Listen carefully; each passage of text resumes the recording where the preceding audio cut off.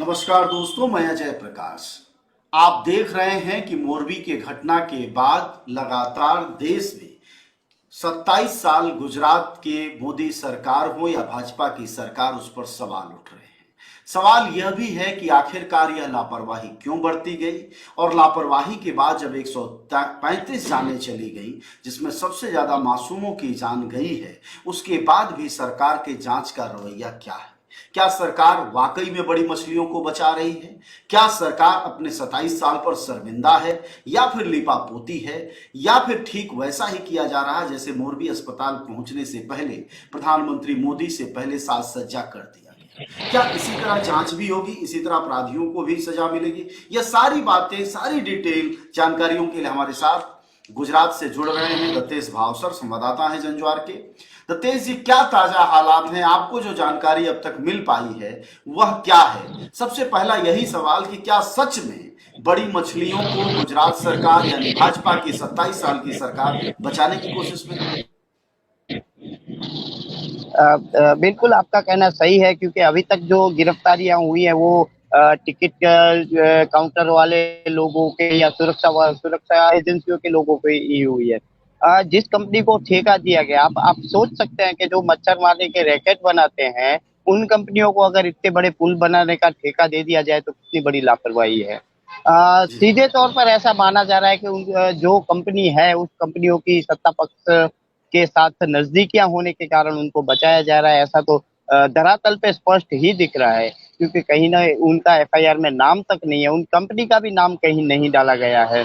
इसका मतलब यही है कि अभी जो लोगों में जो गुस्सा है सत्ता के विरुद्ध, जो प्रशासन है उसके विरुद्ध, उसको शांत करने के लिए ही सिर्फ ये एफआईआर की गई है, जिसमें कंपनी का ना ही कंपनी का नाम है, ना ही जो कंपनी के मालिक है उनका किसी का नाम है। सबसे बड़ी कोताही इसमें यह देखी जाती है कि 4 दिन 5 दिन पहले अगर जिस कंपनी ने यह पुल बनाया, ओरेवा ने, वह पत्रकार परिषद करके पूरे गुजरात को बता रहा है कि हम ये हेरिटेज पुल चालू कर रहे हैं, उसके 4 दिन 5 दिन तक भी अगर वहां का जो स्थानीय प्रशासन अमला है, नगर पालिका है, उसके चीफ ऑफिसर हैं, उन्होंने दरकार नहीं ली कि उसके उनके पास इसके पूर्ते चेकिंग किए हुए हैं या इन्होंने इसका एनओसी लिया हुआ है कि नहीं। जो वहाँ के चीफ ऑफिसर है संदीप सिंह झाला, अभी भी उनका कुछ ऐसा ही रिकॉर्ड रहा है कि कई जगह उन्होंने भ्रष्टाचार में भी उनके नाम आए हुए हैं। मेरे बगल के शहर की नगर पालिका में भी जब वो थे तब भी उनका नाम ऐसे ही घसीटा गया था। इसका मतलब सीधे तौर पर यही निकाला जाए कि इन बड़ी कंपनियों के जो बड़ी बड़ी मछलियां हैं, इनको बचाया जा रहा है और खाना पूर्ति के लिए सिर्फ छोटे छोटे लोगों की गिरफ्तारी की जा रही है। जी अजय जी। मतलब दत्तेश जी, अगर हम समझें 135 लोग मर चुके हैं, 100 से ज्यादा लोग घायल हैं, तो क्या सवाल ये है कि क्या अस्पताल का रंग रोगन लगा देने से, टाइल्स लगा देने भर से, क्या वाकई गुनाह 27 साल की सरकार के छुप जाएंगे? क्या मोदी टोपी पहन के जो रोते हुए बोल रहे थे उससे क्या काम चल जाएगा, जब तक कि गुनहगारों पर मुकदमे नहीं दर्ज होते? आखिरकार हाँ सही। दबाव क्या है? आपको क्या लगता है वहां की जनता क्या कह रही है? किन दबावों में ओरेवा के खिलाफ मुकदमा अब तक नहीं दर्ज हुआ है? और छोटे कर्मचारी पकड़े गए, आप भी बता रहे हैं, टिकट काटने वाले, दरबानी करने वाले, गेट पर खड़े लोग, इन लोगों को पकड़ा गया है। जी।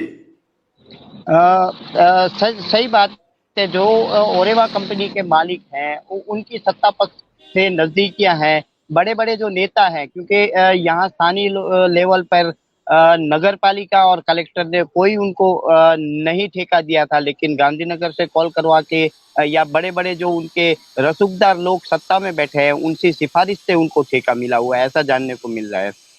सबसे हम्म। बड़ी बात यह है कि ऐसी कंपनियों को इतने हेरिटेज का जिसके पास कोई अनुभव नहीं है, वह सीएफएल बना रही है, वो मच्छर मारने के रैकेट बना रही है, घड़ी बना रही है, तो ऐसी कंपनियों को काम देना ये बहुत ही बड़ी कोताही है। इसके तरफ दूसरी तरफ बात करें कि गुजरात के लोगों में गुस्सा है। गुस्सा बहुत है, स्वाभाविक है, जो भी इंसान होगा हालांकि जानवरों में भी ऐसे हालातों में गुस्सा आ सकता है, लेकिन इंसानों को गुस्सा होगा।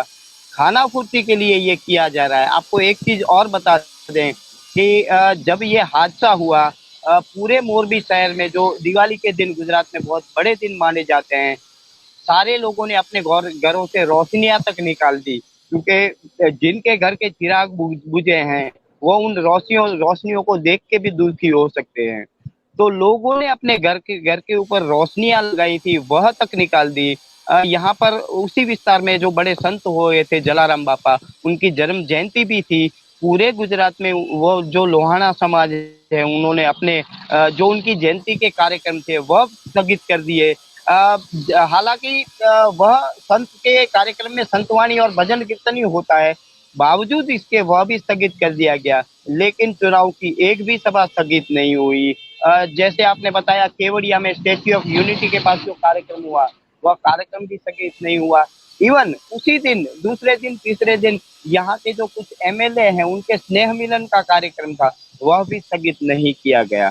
तो इसका मतलब तो यही निकाला जाए कि चुनाव के लिए सत्ता पक्ष कुछ भी कर सकता है। उनके लिए लोगों की भावना पैर की जूती के बराबर ही समझी जा रही है अभी गुजरात में।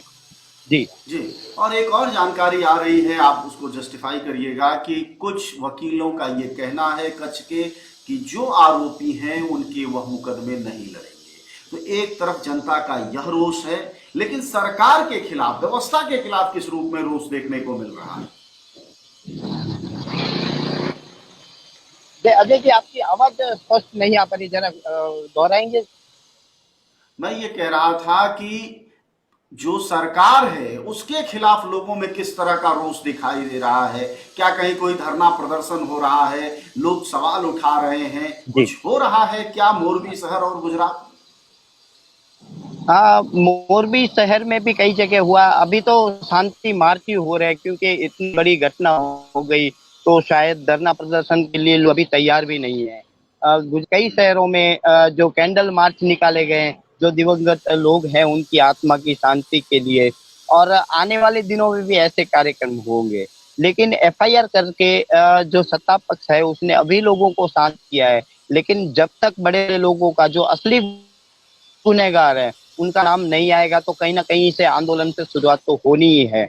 गुजरात की बात करें तो गुजरात में यह ऐसा पहला इंसिडेंस नहीं है। हमने बताया कि कैसे अन्य कई जगहों पर भी जैसे ब्रिज बने, कई जगहों पर कई ब्रिज टूट चुके हैं, बरबरा कर गिर चुके हैं। तो ये भ्रष्टाचार की जो यहाँ पर रेवड़ियां हैं, वह रेवड़ियां गुजरात के लोगों की जान ले रही हैं।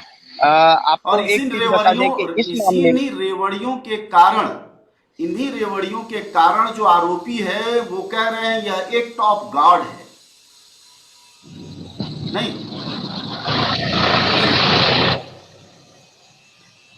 ठीक है, हमें आवाज की थोड़ी कठिनाई हो रही है। हम कोशिश करेंगे कि फिर एक बार शाम को जुड़ा जाए, इस पर विस्तार से बात किया जाए और समझा जाए कि गुजरात में के मोरबी शहर में जो यह दुर्घटना हुई, जिसमें पुल गिर गया और 135 लोगों की जान जा चुकी, 100 से ज्यादा घायल हैं, उस बारे में क्या स्थितियां हैं, क्या अपडेट है।